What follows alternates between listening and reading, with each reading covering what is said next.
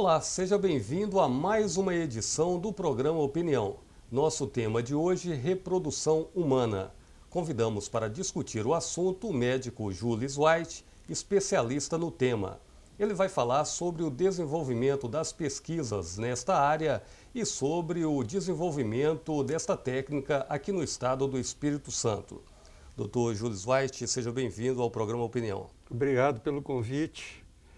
A área de reprodução humana é uma área muito importante na medicina, porque hoje, mais ou menos, em torno de cada 10 casais, principalmente da região sudeste, um vai precisar de auxílio de uma equipe multidisciplinar para ajudar a ter o seu filho. Então, nós conseguimos implantar o nosso serviço no ano de 1994. O primeiro bebê de proveta do mundo nasceu em 1978 na Inglaterra e o primeiro bebê de proveta capixaba nasceu em 1994. O primeiro bebê de proveta no Brasil foi uma menina paranaense, onde o casal fez o tratamento em São Paulo e foi há 25 anos atrás. Então, 9 anos após o primeiro bebê de proveta brasileiro, nós tivemos o primeiro bebê capixaba que foi gerado através dessa tecnologia. Agora, pelo que o senhor está dizendo, então, ao contrário do que muita gente imagina, não se trata de um problema tão raro. É um número até expressivo de pessoas que necessitam e que têm até o sonho de ter filho, de ser pai, mãe, e acaba se beneficiando dessa técnica.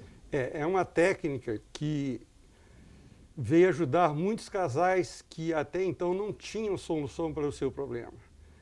E com o avanço tecnológico do mundo todo, essa técnica veio para suprir essa deficiência na medicina reprodutiva. Muitos casais tinham problemas, não conseguiam resolvê-los em função de não ter esse tipo de tratamento. Hoje no Brasil, as causas mais frequentes do fator masculino é uma redução na quantidade e na qualidade dos espermatozoides. Isso em função de quê? Em função do fumo, da bebida alcoólica, do estresse, do uso de agrotóxicos nos alimentos, uso de hormônios nas carnes vermelhas. Então, isso tudo contribui muito para diminuir a qualidade e a quantidade dos espermatozoides. Em segundo lugar, aparecem as doenças sexualmente transmissíveis, principalmente a gonorreia e uma doença chamada clamídia, que isso também influencia na produção e na qualidade dos espermatozoides. Alguns homens fazem uma vasectomia muito cedo, que é a ligadura do conduto que leva o espermatozoide para a sua eliminação. Então, eles vão constituir uma nova família e, se essa vasectomia ela tem menos de 5 anos, ela pode ser revertida por técnica cirúrgica. Depois de 5 anos, essa reversão ela não tem tanto sucesso, então esse casal, esse homem deverá submeter-se a uma punção do testículo para a obtenção do seu espermatozoide. Do lado feminino, a gente tem 3 causas principais: problemas da ovulação, alterações na trompa por processos inflamatórios e uma doença chamada endometriose. 40% dos casos que nós atendemos tem o fator masculino isolado, em 40% dos outros casos é um fator feminino isolado, em 10% dos casos nós temos problemas tanto no homem quanto na mulher. E temos uma situação muito interessante, que nós fazemos toda a investigação no casal e não encontramos nenhuma alteração orgânica nem hormonal.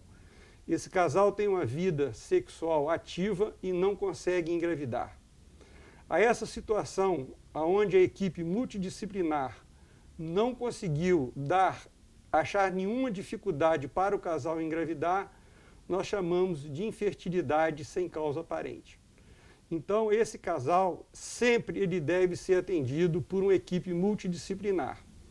Nem todo casal que vai procurar uma clínica de reprodução humana vai ter necessidade de utilizar as técnicas de reprodução humana. uma pequena correção de distúrbios hormonais, uma indução da ovulação, uma pequena cirurgia de varicocele pode proporcionar uma melhor qualidade de vida reprodutiva para esse casal e, com isso, facilitar a gravidez do casal. Agora, há algum caso em que não é possível resolver a situação?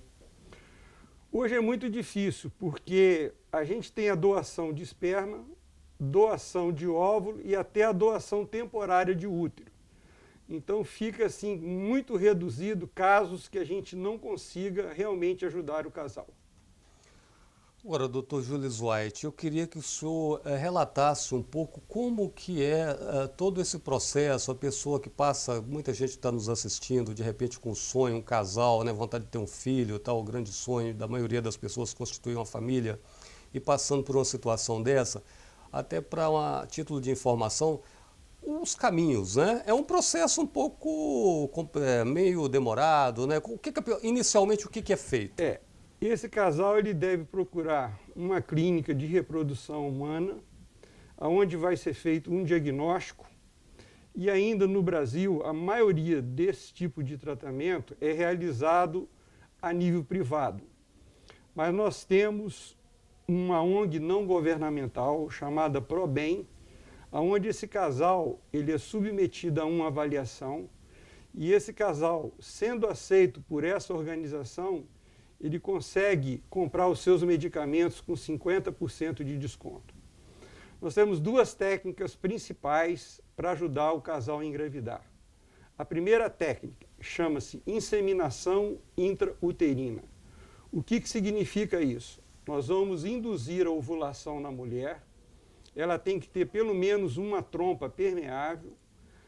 Antes dela ovular, a gente colhe o esperma do marido ou do seu companheiro, faz um melhoramento desse esperma e faz uma transferência desse esperma para dentro da cavidade uterina.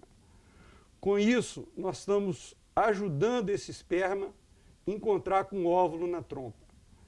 O índice de acerto dessa tecnologia, desse procedimento, é em torno de 20%, desde que a mulher tenha menos de 35 anos. Mulheres com mais de 35 anos, ou que tenha tido endometriose, ou que tenha ligadura tubária, ou que tenha suas trompas obstruídas, o tratamento indicado nessa situação clínica é a fertilização in vitro, que é o bebê de proveta. Consiste em quê? Consiste em induzir a ovulação, provocar uma ovulação maior nessa mulher. Antes dessa mulher ovular, através de uma ultrassonografia endovaginal, nós fazemos a retirada desse óvulo. No laboratório é feita a seleção dos melhores óvulos. Nesse mesmo dia é feita a coleta do sêmen do seu companheiro ou do seu esposo e é feita a seleção dos melhores espermatozoides.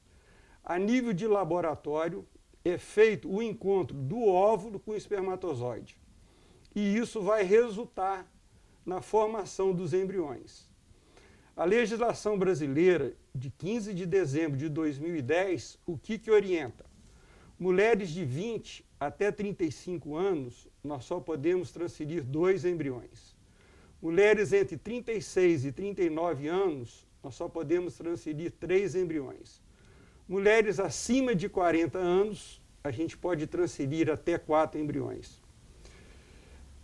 A fisiologia da mulher é bem diferente do homem. Por exemplo, o homem a cada mais ou menos 52 dias, ele está produzindo espermatozoides novos. E a mulher não, ela já nasce com seu número de óvulos já definidos. Por exemplo, quando uma mulher nasce, ela tem em torno de 1 milhão de óvulos. Quando ela chega na sua primeira menstruação, isso está reduzido a 400 mil óvulos. A partir da primeira menstruação, ela tomando pílula ou não, engravidando ou não, menstruando regularmente ou não, a cada 30 dias o organismo feminino no ovário há uma absorção de 1000 óvulos. Esses óvulos transformam-se num tecido ovariano chamado tecido conjuntivo. O que a gente quer falar com isso? Que é importante a mulher planejar os seus filhos pelo menos até os 35 anos. Mas hoje o que ocorre no nosso dia a dia? A mulher é parte importante na economia do casal. Muitas delas estão trabalhando, estão estudando, estão terminando um mestrado, um doutorado, e esquece que os seus óvulos estão envelhecendo. Só para a gente ter uma ideia, depois dos 35 anos de idade de uma mulher, estando tudo normal com ela e tudo normal com seu parceiro, eles tendo atividade sexual 3 vezes por semana, essa chance de engravidar é em torno de 10%. Então é uma chance muito pequena. Uma alternativa que veio para essa mulher que está super atarefada e que não quer engravidar antes dos 35 anos. Nós podemos fazer a indução da sua ovulação, fazer a coleta dos seus óvulos e guardar os seus óvulos, para quando ela desejar engravidar, ela tem os seus óvulos guardados. O ideal é que essa coleta desses óvulos seja feita até os 33 anos de idade, porque a qualidade é uma qualidade melhor. O máximo que a gente pode fazer de coleta de seus óvulos para a guarda, para a criopreservação, é até os 37 anos. Agora, em média, quantas tentativas são feitas até dar certo a técnica? Normalmente, as mulheres com menos de 35 anos, a gente faz de 1 a 2 tentativas. Mulheres entre 35 a 40 anos, a gente faz em torno de 2 a 3 tentativas. Normalmente, a gente consegue ajudar o casal a engravidar com essas tentativas. A qualidade, não sei se o termo correto seria qualidade, mas esse bebê que resulta dessas técnicas é normal como um bebê? Existia uma grande preocupação no mundo todo se essa tecnologia empregada não teria algum malefício não só para o bebê, mas como para a mãe. A grande preocupação inicial é se essa mãe teria maior incidência de câncer de ovário. E está comprovado até hoje, com vários estudos, mais de 34 anos, desde o primeiro bebê de proveta, que os remédios que essa paciente utiliza, eles têm uma vida no organismo muito pequena. Eles são eliminados através da diurese, da evacuação, da transpiração e da perspiração. Então, o remédio que essa mulher usa, ela perde esse medicamento todo em 2 meses.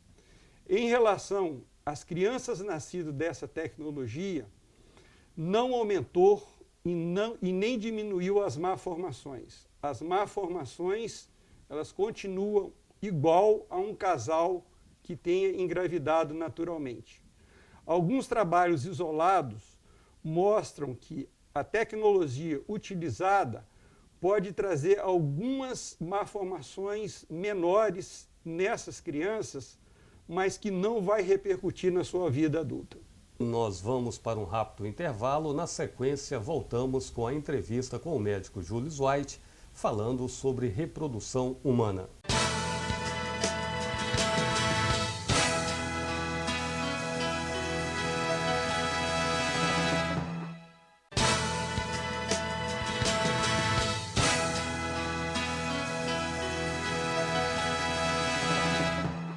Estamos de volta com o programa Opinião, entrevistando hoje o médico Julius White, explicando para a gente um pouco mais sobre reprodução humana. Doutor Júlio, a gente vê aí a questão ética também que envolve todo esse tema, alguns setores da igreja também, que não aprova realmente essa questão da reprodução, né, assistida. Que o senhor falasse um pouco sobre isso, é uma dificuldade que vocês enfrentam? Toda a tecnologia e todos os procedimentos que nós realizamos no Brasil, ele é aprovado pelo Conselho Federal de Medicina. Em segundo plano, vem o Conselho Regional de Medicina. A Igreja Católica Apostólica Romana, ela não contempla esse tipo de tratamento para o casal.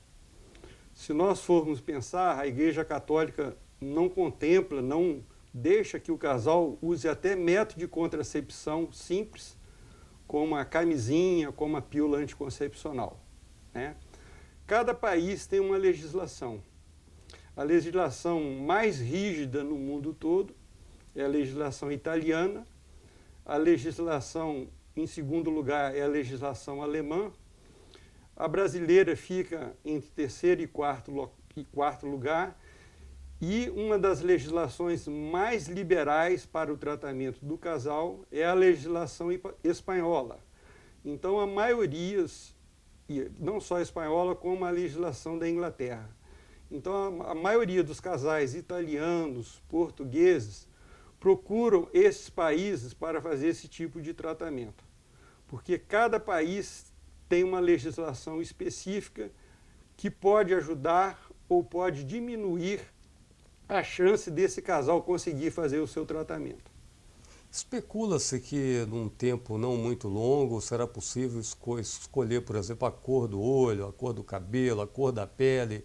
E já li alguma coisa, uma certa preocupação disso aí encaminhar, acabar se dirigindo um pouco para uma expressão até forte, um certo nazismo, de a pessoa ficar ali num processo até de tentativa de purificação, entre aspas, de tornar a pessoa um branco, de olho azul, olho claro e tal. É possível isso, fazer isso? Olha, no meu modo de pensar, eu acho que essa tecnologia ela vai tornar-se viável nos próximos 20 anos. Mas o pensamento geral da comunidade científica não é ficar preocupado com cor de olhos e cor de cabelos. Todo pesquisador, todo médico que está direcionado à área de pesquisa, ele está direcionado para melhorar a qualidade de vida dessas pessoas. Por exemplo, nós vamos chegar a uma época que nós vamos conseguir fazer biópsia nesse embrião. Se ele tiver alguma alteração, através da engenharia genética, a gente vai conseguir corrigir essa alteração. Então, eu vejo o avanço da medicina reprodutiva não focado na cor de olhos, cor de cabelo, altura, porte atlético, mas vejo essa parte da medicina que é diferente da medicina reprodutiva, que é a parte de engenharia genética, a parte mais do geneticista, fazendo intervenções nesses embriões, modificando alguns cromossomas para evitar que essa pessoa no futuro venha a ter alguma doença grave. A grande esperança da comunidade científica é o uso de células-troncos. Essas células-troncos, a gente pensa que no futuro poderá gerar a formação até de óvulos e de espermatozoides. Com isso, mulheres que tenham dificuldade e já passaram da idade na sua produção dos seus óvulos, homens que tiveram o problema de cachumba e que tiveram a ausência total dos seus espermatozoides, a engenharia genética, através de uso de células-tronco, poderá atuar na formação, não só do óvulo, mas como dos espermatozoides. Agora, particularmente, o senhor como médico, profissional de medicina, o senhor acha que fere de alguma forma, do ponto de vista ético, escolher a cor dos olhos, cor do cabelo, cor da pele, ou isso é uma discussão que não tem relevância? Eu acho que tem muitas situações clínicas importantes que a gente precisa resolver antes de cor de olho e cabelo. Por exemplo, a gente tem um grande número de homens e mulheres com mal de Alzheimer. A gente tem uma gama de pessoas com mal de Parkinson. Então, eu acho que a medicina vai voltar mais para essas doenças crônicas, para a gente poder ter uma velhice com qualidade e não ter uma velhice sem qualidade. É claro que alguns vão querer esse lado estético, mas eu acho que o pensamento de todos nós, e o meu pensamento, é a gente ajudar as pessoas a terem uma qualidade de vida boa quando chegar aos seus 70 e 80 anos. Esse embrião congelado, ele fica por quanto tempo? Tem um prazo de validade ou não? Não, esse embrião congelado, ele pode ficar congelado, já tem crianças nascidas até com 20 anos de congelamento de embriões. Então, o congelamento de embrião já é uma tecnologia bem definida e todos os centros que trabalham com qualidade fazem esse tipo de tratamento. em função dessa nova legislação brasileira, restringindo o número de embriões transferidos, até 2010 a legislação ela não era clara. Ela falava assim, você pode transferir 4 embriões, mas não especificava a idade da mulher. E essa legislação vigente após 25 de dezembro de 2010 foi muito boa, porque vai diminuir o número de gravidez múltipla. Todo médico que trabalha em reprodução humana deseja que o casal engravide de um neném. O útero foi feito para abrigar um neném.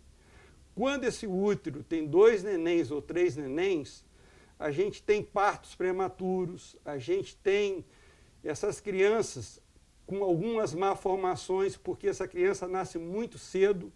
Então, o objetivo da medicina de reprodução humana é que o casal engravide de um único neném. A gente está tentando imitar o que a natureza faz. Então, por exemplo, na Suécia, o governo patrocina todo esse tratamento para qualquer casal sueco, desde que ele transfira só um embrião. Se o casal faz a opção de transferir 2 ou mais embriões, ele tem que assumir o custo desse tratamento. Então, hoje, a medicina reprodutiva, ela quer ajudar o casal a formar sua família, mas formar com segurança e transferindo 1 ou 2 embriões no máximo. Com isso, nós não teremos o risco da gravidez múltipla. O casal, às vezes, opta por transferir 2, 3 embriões para eliminar a dificuldade da coisa dar certo, é isso? Não, o foco maior desses casais seriam na oportunidade de ter filhos gêmeos. Quando eles solicitam isso, e com a legislação vigente, nós não podemos atender essa solicitação do casal. Lembrando mais uma vez, que casais até onde a mulher tenha de 20 até 35 anos só pode transferir 2 embriões. A chance quando nós transferimos 2 embriões numa mulher de 35 anos e dela engravidar de gêmeos é menos de 3%. E a chance dela engravidar de um bebê é em torno de 40% a 50%. Aqueles casos em que nascem trigêmeos após essa técnica, então nem sempre é resultado de erro, não? Não, isso depende. Por exemplo, nos Estados Unidos, eu fiz o meu treinamento na Califórnia e lá você pode transferir de 10, 12 embriões. Se esse casal, essa mulher engravida de 8 embriões, tem uma técnica chamada de redução embrionária, que é proibida no Brasil, e lá tem médicos que só trabalham para reduzir, tirar 6 embriões e deixar 2 ou 1 embrião. Então, dependendo de cada legislação, a gente só quer que o casal engravide de um neném como se ele engravidasse naturalmente. Tem uma situação delicada nessa questão, sobre outra situação ética. Já saíram algumas notícias de até comércio de embriões, né? Quais os instrumentos que a sociedade dispõe para ser preservada desse risco? Às vezes a pessoa vai ali, né, o embrião fica ali congelado e às vezes sem saber um comércio ali por trás daquele embrião. A legislação brasileira ela é bem clara. Por exemplo, um casal que fez tratamento aqui em Vitória, se ele quiser doar seu embrião, ele não pode vender o seu embrião. Esse embrião congelado, quando o casal ele não quer utilizar para engravidar novamente, ele tem 3 situações que ele pode fazer. Com a anuência do casal, esse casal vai assinar um documento, vai ser registrado em cartório. Esse embrião ele tem que ser destinado a um casal a 1.000 quilômetros de Vitória. Essa é a primeira situação. A segunda situação, destinar esses embriões para pesquisa de células-tronco. A terceira situação, quando o casal deseja engravidar, esses embriões estão guardados. E a quarta situação, que é uma situação que a maioria dos centros está vivendo atualmente, é o abandono desses embriões. Na nossa clínica, por exemplo, nós temos em torno de 260 embriões abandonados, porque o casal engravidou, o casal não quer doar, o casal não quer encaminhar, não quer autorizar o encaminhamento desse embrião para centro de pesquisa de células-troncos e não quer utilizar. Então, o que os centros de reprodução estão fazendo? Estão dando menos remédio para esse casal produzir menos óvulos, fazer menos embriões e não congelar os embriões. Agora, a pessoa que doou esse embrião, forneceu esse embrião para ficar ali congelado, ele tem como acompanhar se realmente ninguém vai comercializar? Tem, porque isso é um documento, são 3 documentos. Um documento que fica com ele, um documento que fica com a clínica e um documento que fica com o médico. Isso está documentado, localizado em tambores, isso fica guardado em nitrogênio líquido, numa temperatura menos 196 graus centígrados. A qualquer momento que ele quiser ir à clínica e ver como está guardado os seus embriões, a gente tem como certificar a guarda desses embriões.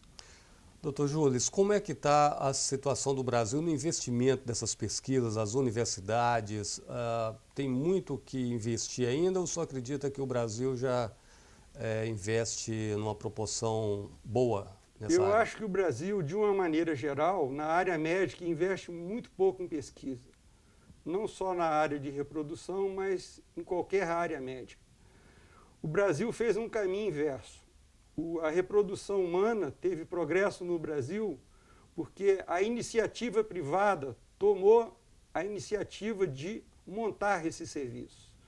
Hoje, no Brasil, nós temos, que eu conheça, 4 hospitais universitários que fazem esse tipo de tratamento parcialmente, que é a Universidade Federal de Minas Gerais, a Universidade Federal de Pernambuco, a Universidade Federal do Rio de Janeiro, a Universidade Federal de Curitiba, e a Universidade Federal do Rio Grande do Sul, aonde os médicos vão oferecer apenas a tecnologia. Mas o que custa mais num tratamento desse é a medicação. Essa medicação toda ela é importada. Então o casal tem essa dificuldade ainda.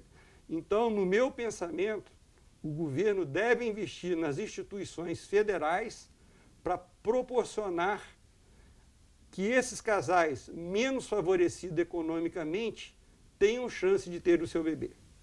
Dr. Jules White, agradecemos ao senhor pela participação aqui no programa Opinião. Nós conversamos com o médico Jules White, especialista em reprodução humana. A você que nos assistiu, obrigado pela audiência. Lembrando que este programa pode ser acompanhado também por intermédio da internet, através do site www.al.es.gov.br. Obrigado pela audiência e até uma próxima oportunidade.